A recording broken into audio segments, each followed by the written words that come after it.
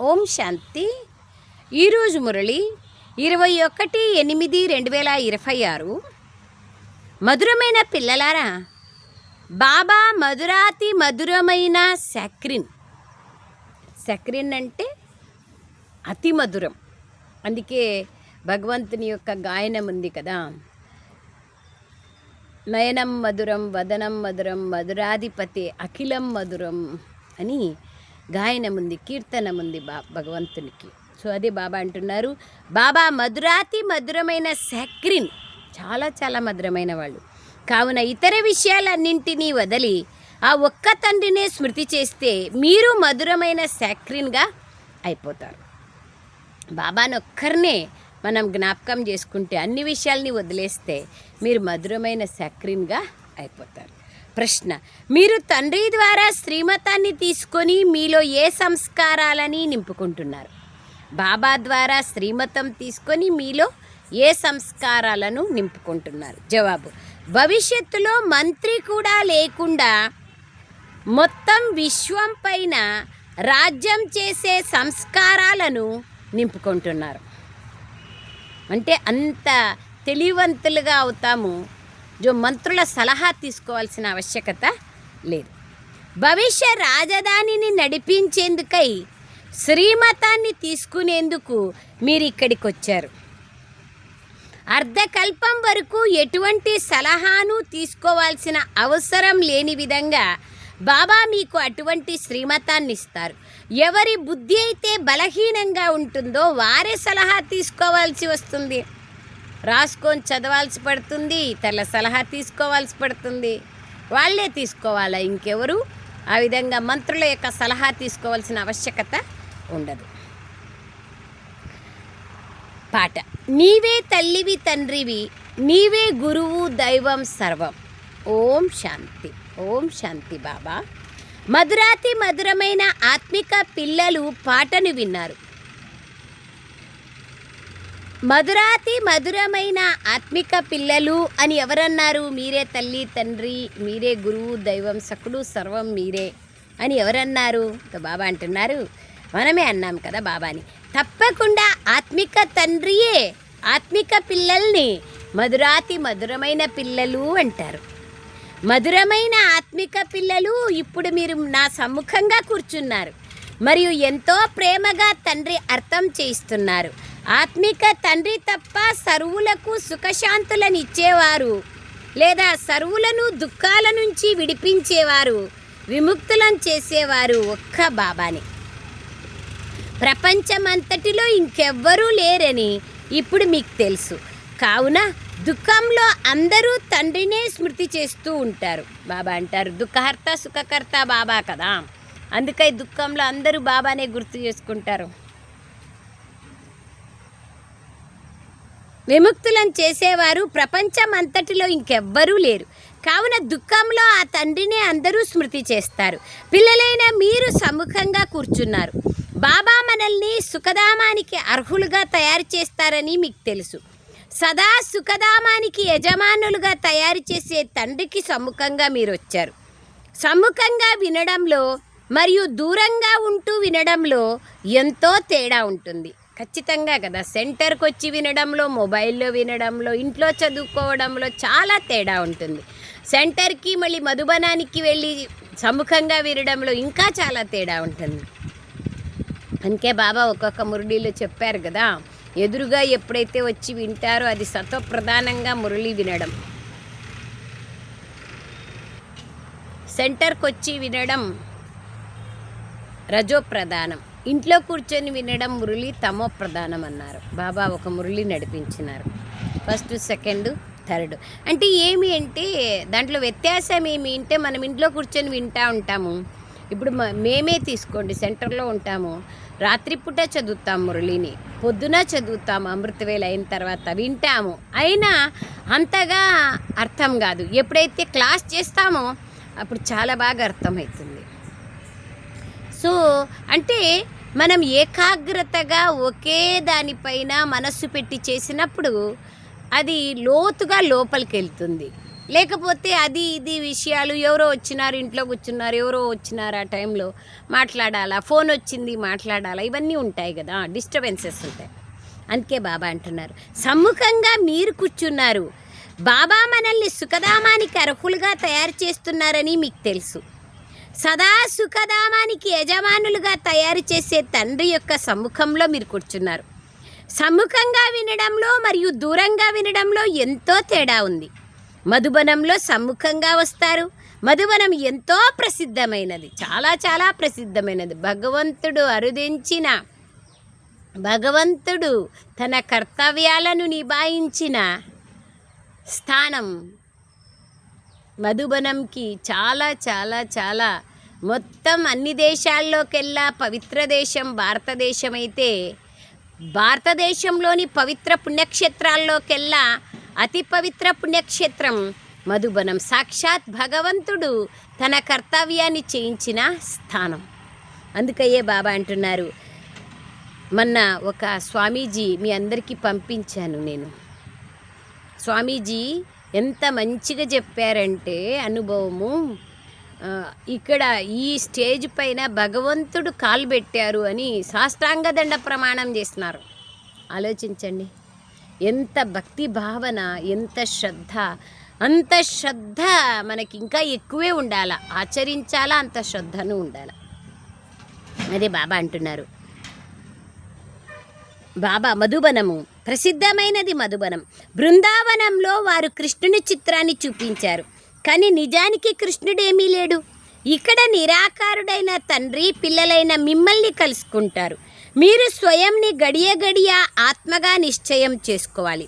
ఆత్మనైన నేను తండ్రి నుండి వారసత్వాన్ని తీసుకుంటున్నాను అని భావించాలి.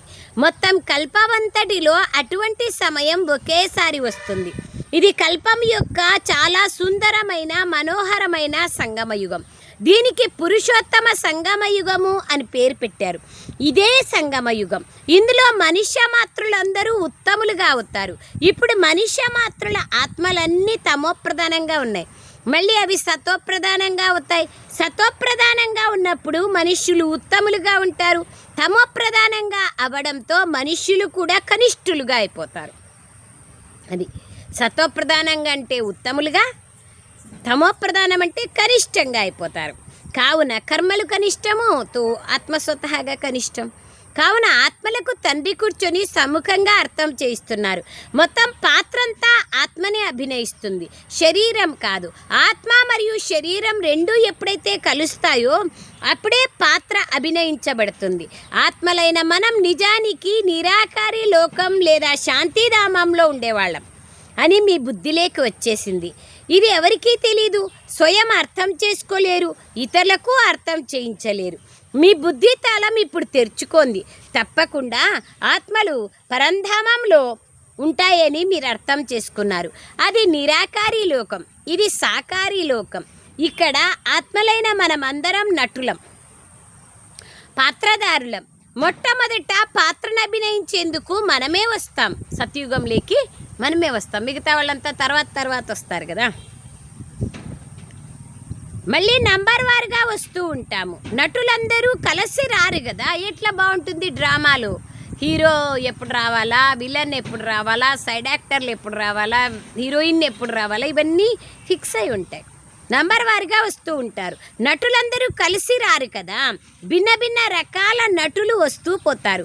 ఎప్పుడైతే నాటకం పూర్తి అవుతుందో అప్పుడు నటులందరూ కలుస్తారు. ఇప్పుడు మీకు పరిచయం లభించింది. నిజానికి ఆత్మ శాంతిధామ నివాసి పాత్రను అభినయించేందుకు ఇక్కడికి వస్తుంది. తండ్రి పాత్రను అభినయించేందుకు అన్ని వేళలా రారు. మనమే పాత్రను అభినయిస్తూ తమోప్రధానంగా అయిపోతాం. ఇప్పుడు పిల్లలైన మీకు సమ్ముఖంగా వినడం ద్వారా ఎంతో ఆనందం కలుగుతుంది, ఖుషీ కలుగుతుంది, ఆనందం కలుగుతుంది. మధుబన్లో బాబా వచ్చినప్పుడు మురళి వింటే, భలే బాబా రాకపోయినా కూడా జస్ట్ వీడియో ద్వారా మురళి వింటే కూడా ఆ సమయానికి, ఆ సందర్భానికి, ఆ స్థితికి ఎంత ఇష్టం అనిపిస్తుందంటే చాలా చాలా ఖుషి అనిపిస్తుంది, ఆనందం అనిపిస్తుంది. ఇంతటి ఆనందం మురళి చదవడం ద్వారా కలగదు. విన్నారా? బాగా అర్థం చేసుకోండి. కొంతమంది చెప్తారు కదా, ఇంట్లోనే మేము మురళి చదువుకుంటాము. ఇంట్లో చదువుకోండి, బాగా చదవండి. మొబైల్లో వింటాము, మొబైల్లో వినండి. ఫస్ట్ సెంటర్కి వెళ్ళి వింటే దృష్టి ద్వారా శక్తి వస్తుంది. ఆ స్థానంలో బాబా నడుస్తారు. ఆ స్థానంలో బాబా నేను అన్ని సెంటర్లు చక్కరేస్తానంటారు. అప్పుడు ఆ సెంటర్లలోకి వెళ్ళి అక్కయ్యలతో, బ్రాహ్మణ పరివారంతో కలిసి ప్రేమ, ప్రీతి, స్నేహం, సహయోగం పొందుతా మళ్ళీ మనం మురళి విని దృష్టి తీసుకొని శక్తి నింపుకుంటే అప్పుడు మురళి ఎంత బాగుంటుందో చూడండి. ఇంట్లో మీ అంతకు మీరు చదువుకుంటే ఏమంత బాగుంటుందా, నేను చేస్తాననిలే, అయిపోయిందిలే, సరేలే అనుకుంటాం. చేత కాని వాళ్ళు వేరు, చేతనయ్యేవాళ్ళు, సమయం దొరకని వాళ్ళు ఎవరు లేరు. సో బాబా అంటున్నారు, మధుబనంలో మురళి వింటే ఎంత ఆనందం కలుగుతుంది. ఇంత ఆనందం మురళి చదవడం ద్వారా దొరకదు. ఇక్కడ మీరు సమ్ముఖంగా ఉన్నారు కదా, కావున మొదట సత్యుగం యొక్క ఆది సనాతన దేవీదేవతా ధర్మం వారే వస్తారు. భారతదేశం దేవీదేవతల స్థానమని, ఇప్పుడు అలా లేదని మీకు తెలుసు. మీరు చిత్రాలను చూస్తున్నారు అనగా వారు తప్పకుండా ఉన్నారు దేవత. సో బాబా అంటున్నారు, దేవతలు తప్పకుండా ఉన్నారనే కదా అర్థం. మన పాత్రనైతే బాబా అంటారు, మన పాత్రనైతే స్మృతి చేస్తాం కదా, అది కూడా మర్చిపోతారా ఏమి? మీరు ఈ పాత్రను అభినయించారు, ఇది డ్రామా అని బాబా అంటున్నారు. కొత్త ప్రపంచం మళ్ళీ పాతగా అవుతుంది. మొట్టమొదట పైనుండి ఏ ఆత్మలైతే వస్తాయో అవి స్వర్ణిమ యుగంలోకి వస్తాయి. ఈ విషయాలన్నీ ఇప్పుడు మీ బుద్ధిలో ఉన్నాయి. పాత్రను అభినయించేందుకు సత్యుగం యొక్క ఆదిలో మీరే వచ్చారు. మీరు విశ్వాధిపతులుగా, మహారాజా మహారాణులుగా ఉండేవారు. మీ రాజధాని ఉండేది, ఇప్పుడు రాజధాని లేదు. ఇప్పుడు రాజ్యాన్ని ఎలా నడిపించాలో మీరు ఇక్కడ నేర్చుకుంటారు. అక్కడ మంత్రులు ఎవరు ఉండరు, సలహా ఇచ్చేవారి అవసరమే ఉండదు. సత్యుగంలో అంత సత్వప్రధానంగా ఉంటారు. వారు శ్రీమతం ద్వారా శ్రేష్టాతి శ్రేష్టంగా అవుతారు. మళ్ళీ వారికి ఇంకెవరి నుండి సలహా తీసుకునే అవసరం ఉండదు. ఎవరి నుండి అయినా సలహా తీసుకుంటే వారి బుద్ధి బలహీనంగా ఉందనే కదా భావించబడుతుంది. ఇప్పుడు మీకు ఏ శ్రీమతం అయితే లభిస్తుందో అది సత్యుగంలో కూడా అలాగే బుద్ధిలో నిలిచి ఉంటుంది. కాకపోతే పరమాత్మ ఇచ్చినారు అనేది ఏమీ ఉండదు. ఇప్పుడు మీ ఆత్మ ఫ్రెష్ అవుతోంది. ఇప్పుడు పిల్లలైన మీరు ఆత్మాభిమానులుగా అవ్వాలి. మీరు శాంతిధామం నుండి ఇక్కడికి వచ్చారు. ఇక్కడ మీరు టాకీగా అయ్యారు, శబ్దం లేకొచ్చారు. టాకీగా అవ్వకుండా కర్మలు జరగవు కదా. ఇవి బాగా అర్థం చేసుకోవాల్సిన విషయాలు. ఏ విధంగా తండ్రిలో మొత్తం జ్ఞానమంతా ఉందో అలాగే మీ ఆత్మలో కూడా ఇప్పుడు జ్ఞానం ఉంది. మేము ఒక శరీరాన్ని వదిలి మళ్ళీ సంస్కారాల అనుసారంగా ఇంకొక శరీరాన్ని తీసుకుంటామని ఆత్మనే అంటుంది. పునర్జన్మలు కూడా తప్పకుండా ఆత్మనే తీసుకుంటుంది. ఆత్మ పునరపి జననం పునరపి మరణం లేకి తప్పక వస్తుంది. ఆత్మకు ఏ పాత్ర అయితే లభించిందో దానిని ఆత్మ అభినయిస్తూనే ఉంటుంది. మరియు సంస్కారాల అనుసారంగా జన్మను తీసుకుంటుంది. కర్మల అనుసారంగా సంస్కారం, సంస్కారం అనుసారంగా జన్మ. దినప్రతిదినము ఆత్మలోని పవిత్రత స్థాయి తగ్గిపోతూ పోతుంది. సత్యుగం నుంచి ఇక్కడికి పతితమన్న పదమును ద్వాపరయుగం తర్వాత ఉపయోగిస్తారు. అయినా ఎంతో కొంత తేడా తప్పకుండా ఉంటుంది. మీరు కొత్తిల్లు నిర్మించండి, ఒక నెల తర్వాత తప్పకుండా ఎంతో కొంత తేడా ఉంటుంది. ఆడిడ గీసుకుంటుంది, పెయింటింగ్కి ఏదో ఒకటి జరుగుతుంది, ఇవన్నీ జరుగుతాయి కదా. కొత్తిల్లు ఒక నెల అయింది, ఒక సంవత్సరం అయిందంటే ఎట్లా మారిపోతుంది చూడండి. బాబా మనకు వారసత్వాన్ని ఇస్తారని ఇప్పుడు మీరు అర్థం చేసుకున్నారు. పిల్లలైన మీకు వారసత్వాన్ని ఇచ్చేందుకు నేను వచ్చాను. ఎవరెంతగా పురుషార్థం చేస్తారో అంతగా వారు పదవిని పొందుతారు. బాబా వద్ద ఎటువంటి తేడా ఉండదు.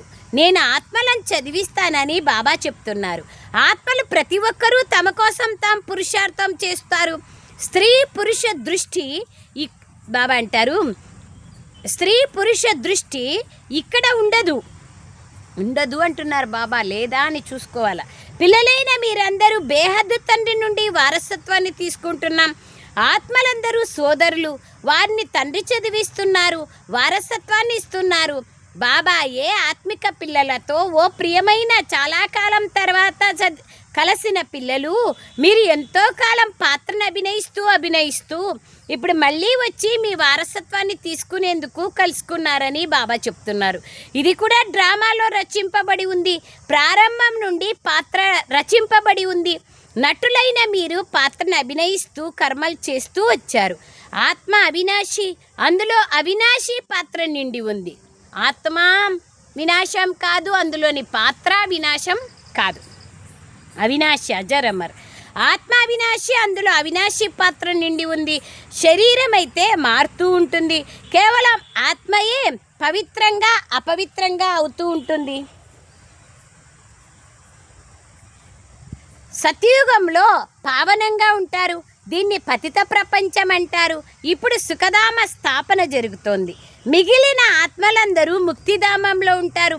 ఇప్పుడు ఈ బేహద్ నాటకం ఇక పూర్తి అవుతోంది. ఆత్మలందరూ దోమల గుంపు వలె అక్కడికి వెళ్ళిపోతారు పరంధామానికి. ఈ సమయంలో ఏ ఆత్మ వచ్చినా తనకి పతిత ప్రపంచంలో విలువేముంది? ఎవరైతే కొత్త ప్రపంచంలో మొట్టమొదట వస్తారో వారికే విలువ ఉంటుంది. కొత్త ప్రపంచం ఉండేది, అది మళ్ళీ పాతగా అయిపోయింది.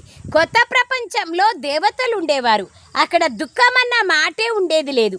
ఇక్కడైతే అపారమైన దుఃఖాలు ఉన్నాయి, లెక్కలేనన్ని దుఃఖాలు. తండ్రి వచ్చి దుఃఖము యొక్క పాత ప్రపంచం నుండి విముక్తులను చేస్తారు. ఈ పాత ప్రపంచం తప్పకుండా మారుతుంది. ఏ విధంగా పగలు తర్వాత రాత్రి, రాత్రి తర్వాత పగలొస్తుందో అలా ప్రపంచం తప్పకుండా పరివర్తన అవుతుంది. మార్పులు చేర్పులు జరగవు, తప్పకుండా పరివర్తన అయి తీరుతుంది ప్రపంచం. తప్పకుండా మనం సత్యుగ యజమానులుగా అవుతాము. మరి మనము ఆత్మగా నిశ్చయం చేసుకొని తండ్రిని ఎందుకు స్మృతి చేయకూడదు? ఇంపార్టెంట్ కదా అది. స్వర్గానికి యజమానిగా అవుతామంటే సాధారణమైన విషయమా? ఏమైనా ఎందుకు స్మృతి చేయకూడదు అంటే ఏదో ఒకటి వ్యాసంగాలు ఉంటాయి కదా. పాపం ఎంతో కొంత కష్టపడాల్సి ఉంటుంది. కష్టం లేకోకుండా ఏం లభిస్తుంది? ఏం లభించదు. రాజ్యాన్ని పొందడం అంత సహజమైన విషయం ఏమీ కాదు. తండ్రిని స్మృతి చేయాలి. గడియ గడియ మిమ్మల్ని మరిపింప చేసేందుకు మాయ ఎంతో ప్రయత్నం చేస్తుంది. మాయది కూడా అద్భుతం. దీనికోసం ఏదైనా ఉపాయాన్ని రచించాలి. బాబా అంటారు, నా వారిగా అవడం ద్వారా స్మృతి నిలిచి ఉంటుందనేమి కాదు. ఇక చేసే పురుషార్థం ఏం లేదు అనుకోవద్దండి. బ్రహ్మబాబా కూడా శివబాబా ప్రవేశమవుతారని చేసే పురుషార్థం లేదు కాదు, ఆయన కూడా చేయాల్సిందే. బాబా ఒకసారి చెప్పినారంట, ట్రైన్లో వస్తా ఉంటే రమేష్ అన్నయ్య అడిగారంట, 2 గంటలకే లేచి యోగం చేస్తూ ఉంటే, ఏం బాబా పడుకోండి పొద్దున్న నుంచి రెస్ట్ లేదు కదా అంటే బాబా అన్నారంట, పగలంతా ఆయన ఎప్పుడు వస్తారో ఎప్పుడు పోతారో శివబాబా నాకేం తెలుసు, నాకు టైం ఉండదు కదా, ఇప్పుడు టైం ఉంది, ఇప్పుడు పురుషార్థం చేసుకోవాలా అని. చూడండి అంత పరితపన మనకుందా చూడండి. బాబా అంటున్నారు, ఇక మీరు చేసే పురుషార్థం ఏముంది? ఎప్పటి వరకు జీవిస్తారో అప్పటి వరకు పురుషార్థం చేయాలి. జ్ఞానామృతాన్ని తాగుతూ ఉండాలి. ఇది మన అంతిమ జన్మ అని బాబా అర్థం చేయిస్తున్నారు. ఈ శరీర అభిమానాన్ని వదిలి ఆత్మాభిమానులుగా అవ్వాలి. గృహస్థ వ్యవహారంలో కూడా ఉండాలి. పురుషార్థం తప్పకుండా చేయాలి. కేవలం స్వయంని ఆత్మగా నిశ్చయం చేసుకొని బాబాను స్మృతి చేయాలి. త్వమేవ మాతాశ్చ పితా త్వమేవ బంధుశ్చ సఖా త్వమేవ సర్వం మమ దేవ అంటారు కదా. ఇవన్నీ భక్తి మార్గం యొక్క మహిమలు. మీరు కేవలం ఒక్క అల్లాని స్మృతి చేయాలి. నేనొక్కడే సాక్రిన్, మిగిలిన విషయాలన్నింటినీ వదిలి చాలా మధురమైన సాక్రిన్గా అయిపోండి. ఇప్పుడు మీ ఆత్మ తమోప్రధానంగా అయింది, దానిని సతోప్రధానంగా చేసుకునేందుకు స్మృతి యాత్రలో ఉండండి. తండ్రి నుండి సుఖము యొక్క వారసత్వాన్ని తీసుకోండి. బాబా అంటున్నారు, ఇదే అందరికీ చెప్పండి. సుఖము సత్యుగంలోనే ఉంటుంది. సుఖధామాన్ని స్థాపించేవారు ఒక్క బాబానే. తండ్రినే స్మృతి చేయడం చాలా సహజం, కానీ మాయ అపోజిషన్ ఎంతో ఉంది. కావున బాగా ప్రయత్నించి నన్ను స్మృతి చేస్తే మలినాలు తొలగిపోతాయి. క్షణంలో జీవన్ముక్తి అనే గాయనం ఉంది. ఈ డ్రామాలో ప్రతి ఒక్కరూ తమ పాత్రను పునరావృతం చేయాలి. ఈ డ్రామాలో అందరికన్నా ఎక్కువగా మనదే పాత్ర ఉంది. సుఖము కూడా అందరికన్నా ఎక్కువగా మనకే లభిస్తుంది. మీ దేవీ దేవతా ధర్మం చాలా సుఖాన్ని ఇచ్చే ధర్మం అని బాబా చెప్తున్నారు. మిగిలిన వారంతా లెక్కాచారాలను తీర్చుకొని శాంతిధామంలోకి వెళ్ళిపోతారు. మనం ఎక్కువ విస్తారంలోకి ఎందుకు వెళ్ళాలి? అందరినీ తిరిగి వాపస్ తీసుకెళ్లేందుకే బాబా వచ్చారు. దోమల గుంపు వలె అందరినీ బాబా వాపస్ తీసుకుపోతారు. శరీరాలు ఇక్కడే అంతమైపోతాయి. మిగిలిన ఆత్మ ఏదైతే అవినాశిగా ఉందో అది లెక్కాచారాలను తీర్చుకొని వెళ్ళిపోతుంది. ఆత్మ అగ్గిలో పడడం ద్వారా పవిత్రంగా అవుతుందని కాదు, ఆ అగ్గి కాదు, యోగాగ్ని. ఆత్మ స్మృతి రూపీ యోగము ద్వారానే పవిత్రంగా అవుతుంది. ఇదే ఆ యోగాగ్ని. సీత అగ్ని నుండి నడిచి వెళ్ళిందని వారు ఒక నాటకాన్ని కూడా తయారు చేశారు. ఈ అగ్నిని ఏ ఒక్కరూ దాటి వెళ్ళడం కాదు. సీతలైన మీరందరూ ఈ సమయంలో పతితులుగా ఉన్నారు, రావణి రాజ్యంలో ఉన్నారని బాబా చెప్తున్నారు. ఇప్పుడు ఒక్క తండ్రి స్మృతి ద్వారా మీరు పావనంగా అవ్వాలి. రాముడు ఒక్కరే. అగ్ని అన్న పదము విన్న కారణంగా వారు అగ్ని నుండే దాటి వెళ్ళింది అని భావిస్తారు. యోగాగ్ని ఎక్కడ? స్థూలమైన అగ్ని ఎక్కడ? ఆత్మ పరమాత్మతో యోగం జోడించడం ద్వారా పతితము నుండి పావనంగా అవుతుంది. ఇంకా వేరే ఉపాయమే లేదు. ఆత్మకి ఒక బాబాని జ్ఞాపకం చేసుకుంటేనే యోగ అగ్ని ద్వారానే ఆత్మ పావనంగా అవుతుంది. అన్యథా దేని ద్వారానూ ఆత్మ పావనంగా కాదు. అదే బాబా అంటున్నారు. బాబా అంటున్నారు, సీత అగ్ని నుండి నడిచి వెళ్ళిందని వారు ఒక నాటకాన్ని తయారు చేసినారు. యోగాగ్ని ఎక్కడా? ఆ స్థూలమైన అగ్ని ఎక్కడా? ఆత్మ పరమాత్మతో సంబంధాన్ని జోడించి పతితము నుండి పావనంగా అవుతుంది. రాత్రికి పగలుకున్నంత తేడా ఉంది. ఆత్మలందరూ సీతలే. రావణుని యొక్క జైల్లో శోకవాటికలో ఉన్నారు. ఇక్కడి సుఖము కాకి ఎంగిలితో సమానమైన సుఖం, అంతే కదా. అల్పకాలికమైన క్షణభంగురమైన సుఖం. స్వర్గ సుఖాలు అపారమైనవి. కావున పిల్లలు జ్ఞానరత్నాలతో తమ జోలిని నింపుకోవాలి. ఎటువంటి సంశయము ఉండకూడదు. దేహాభిమానం రావడంతో అనేక ప్రకారాలైన ప్రశ్నలు మొదలవుతాయి.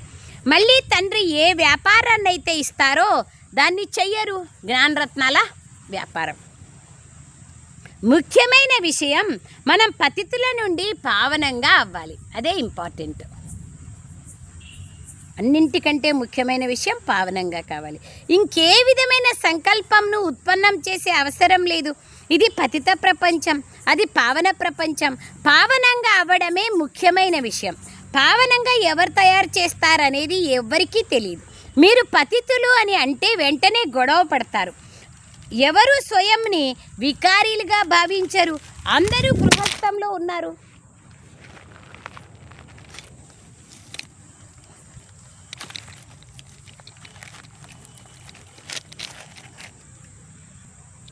సో బాబా అంటున్నారు, గృహస్థంలో ఉన్నారు అందరూ. అందరి యొక్క పాత్ర భిన్నభిన్నంగా ఉంది కదా. అందరూ పాత్రను అభినయించాల్సిందే. సీతారాములను లక్ష్మీనారాయణలకు కూడా పిల్లలు ఉన్నారు కదా, అక్కడ కూడా పిల్లలు పుడతారు కదా అంటారు. అక్కడ వికారాలతో పిల్లలు పుడతారా ఏమి? కానీ దాన్ని నిర్వికారీ ప్రపంచం అని అంటారు. ఇది మర్చిపోయినారు. అది శివాలయం. పిల్లలైన మీకు బాబా ఎన్ని ఉపాయాలను తెలియచేస్తారు. వీరు తండ్రి, టీచర్ మరియు గురువు కూడా. వీరు అందరికీ సద్గతినిస్తారు. వారు ఒక్క గురువు మరణిస్తే మళ్ళీ అతడి కొడుకులు లేదా శిష్యుల్ని ఆసనం పైన కూర్చోబెడతారు. మరి వారు సద్గతిలోకి ఎలా తీసుకెళ్తారు? సర్వుల సద్గతి దాత ఒక్క శివబాబానే. ఒక్క బాబా తప్ప అందరికీ సద్గతినివ్వడానికి ఎవరికీ ఆ యొక్క అధికారము లేదు, శక్తి లేదు.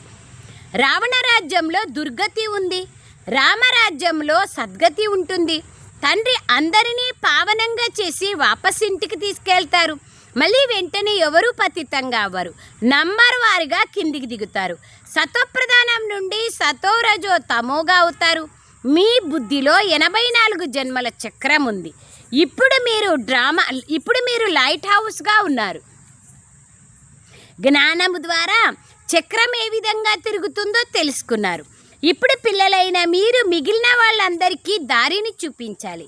మీరందరూ సైన్యం, ఆత్మిక సైన్యం. మీరు దారిని చూపించే పైలట్లు అంటే మార్గదర్శకులు. ఎంత బాగా ఒక్కో రోజు ఒక్కొక్క పాయింట్ చెప్తారు బాబా. మీరు సైన్యం, మీరు సీతలు, మీరు పైలట్లు. ఇప్పుడు శాంతిధామాన్ని, సుఖధామాన్ని స్మృతి చేయండి. దుఃఖధామమైన కలియుగమును మర్చిపోండి. ఇది అందరికీ చెప్పండి. మేము మీకు చాలా మంచి మార్గాన్ని తెలియచేస్తాం. పతిత పావనుడు ఒక్క నిరాకారుడైన తండ్రియే. వారిని స్మృతి చేయడం ద్వారా మీరు పావనంగా అవుతారు. మీ ఆత్మ పైన ఏ చిలుమైతే పట్టిందో అది తొలగిపోతూ పోతుంది. భగవాన్ వాచ మన్మనాభవ. శివ భగవాన్ వాచ. వినాశకాలంలో విపరీత బుద్ధి కలవారు వినాశమవుతారు, మరియు పరంపిత పరమాత్మతో ప్రీతి బుద్ధి కలవారు విజయులుగా అవుతారు. మీకెంత ప్రీతి బుద్ధి ఉంటే అంతగా ఉన్నత పదవి లభిస్తుంది. దేహాభిమానం లేకొస్తే అంత ఉన్నత పదవిని పొందలేరు. దేహాభిమానమే అన్ని వికారాలకు మూల కారణం కదా. అచ్చా मीठे मीठे सिखलदे बच्चों प्रति मात पिता बाप दादा का याद प्यार और गुड मॉर्निंग. रूहानी बाप की रूहानी बच्चों को नमस्ते. हम रूहानी बच्चों की रूहानी मात पिता बाप दादा को याद प्यार गुड मॉर्निंग और नमस्ते नमस्ते नमस्ते बाबा नमस्ते. ధన్యవాదాలు బాబా, ధన్యవాదాలు. సారాంశం ఎన్ని విషయాలు చెప్తారు చూడండి బాబా. ఎంత ధన్యవాదాలు చెప్పినా చాలదు. జ్ఞాన రత్నాలతో మీ జోలిని నింపుకోవాలి. ఏ విధమైన సంశయము ఉత్పన్నం కాకూడదు. ఎంత వీలైతే అంత తండ్రిని స్మృతి చేసే పురుషార్థం చేసి పావనంగా కావాలి. ప్రశ్నలలోకి వెళ్ళకూడదు. ప్రశ్నలు ఉంటే ప్రసన్న చిత్తులుగా ఉండరు. ప్రశ్నలు ఎవరికి ఉంటాయి? అనేక జ్ఞానం యొక్క లోతైన రహస్యాలు తెలియని వాళ్ళకే ప్రశ్నలు ఉంటాయి. రెండవ విషయం, ఒక్క తండ్రి పైన సత్యమైన ప్రీతిని ఉంచి తండ్రి సమానంగా మధురమైన సాక్రిన్గా కావాలి. వరదానం, సదా జ్ఞాన సూర్యుడి సముఖంలో ఉండే అంతర్ముఖి స్వమానధారి భవ. జ్ఞానసూర్యుని సముఖంలో ఉండేటువంటి అంతర్ముఖులుగా స్వమానధారులుగా కండి. సూర్యుని నేరుగా చూడడం ద్వారా సూర్యకిరణాలు తప్పకుండా పడతాయి. అలాగే ఏ పిల్లలైతే జ్ఞానసూర్యుడైన బాబాకు సదా సముఖంగా ఉంటారో వారు జ్ఞానసూర్యుని సర్వగుణాలనే కిరణాలలో స్వయంలో అనుభవం చేస్తారు. వారి ముఖం పైన అంతర్ముఖత యొక్క మెరుపు మరియు సంగమ యుగం యొక్క భవిష్యత్తు యొక్క సర్వస్వమానాల ఫలక్ నష కనిపిస్తుంది. ఎంత బాగా చెప్తాన్నారు చూడండి. అంతర్ముఖత యొక్క ప్రకాశము, సంగమ యుగము మరియు భవిష్యత్తు యొక్క ప్రాప్తి యొక్క స్వమానాల ప్రాప్తి యొక్క ఫలక్ నష కనిపిస్తుంది. దీనికోసం ఇది అంతిమ గడియ అనేది సదా స్మృతిలో ఉంచుకోండి. ఏ క్షణమైనా ఈ శరీరం వినాశమైపోవచ్చు. కనుక సదా ప్రీతి బుద్ధిగా అయ్యి జ్ఞాన సూర్యుని సముఖంలో ఉంటూ అంతర్ముఖత మరియు స్వమానాల అనుభూతిలో ఉండాలి. అంతర్ముఖత మరియు స్వమానాల అనుభూతిలో ఉండాలి. స్లోగన్, సదా ఎగిరే కళ్ళల్లో ఎగరడమే సమస్యల పర్వతాన్ని దాటేయడం. ఎగిరే కళ్ళల్లో వెళ్ళడమే, ఎగిరే కళ్ళల్లో వెళ్ళిపోతే సమస్యలనే పర్వతాలు పెద్దగా అనిపించవు, దాటేస్తాం. అవ్యక్త ప్రేరణ, అపవిత్రత బీజాన్ని సమాప్తం చేసి సంపూర్ణ స్వచ్ఛంగా పవిత్రంగా అవ్వండి. పవిత్రతయే మహానత. ఇదే యోగి జీవితానికి ఆధారం. సంకల్పంలోనైనా కూడా అంశమాత్రము అపవిత్రత ఉన్నా, ఎక్కడ అపవిత్రత అంశం ఉంటుందో అక్కడ పవిత్ర బాబా యొక్క స్మృతి ఎలా ఉంటుంది? అది అపవిత్రత అంశం ఉన్నా కూడా పవిత్ర సాగరుడైన బాబా స్మృతి ఎలా ఉంటుంది? ఉండదు కదా. సూర్యుడు ఉంటే చీకటి ఉంటుందా? ఏమన్నా ఉండదు కదా. కనుక మనసులో కూడా అపవిత్రత అంశమును సమాప్తం చేసి సంపూర్ణ స్వచ్ఛంగా కాండి. అపవిత్రత అంటే బలహీన సంకల్పాలు, వ్యర్థ సంకల్పాలు కూడా అపవిత్రతనే కదా. ఎన్నొస్తా అంటే లెక్కలేనన్ని. పూజ్య ఆత్మనైన నేను ఈ శరీరం అనే మందిరంలో విరాజమానమై ఉన్నాను అనే ఈ స్మృతి సదా ఉండాలి. అప్పుడే పవిత్రాత్మగా అవుతాం. పూజ్యులైన ఆత్మ నేను, పూజనీయమైన ఆత్మను, భృకుటి స్థానంలో ఈ శరీరంలో ఉన్నాను. నేను అర్ధకల్పం పవిత్రాత్మను, అర్ధకల్పం పూజనీయ ఆత్మను. ఇప్పుడు సంగమయుగంలో కూడా బాబా నాకు దొరికారు అనే స్వమానంలో ఉండాలి. అచ్చా, ఓం శాంతి. ధన్యవాదాలు బాబా, ధన్యవాదాలు.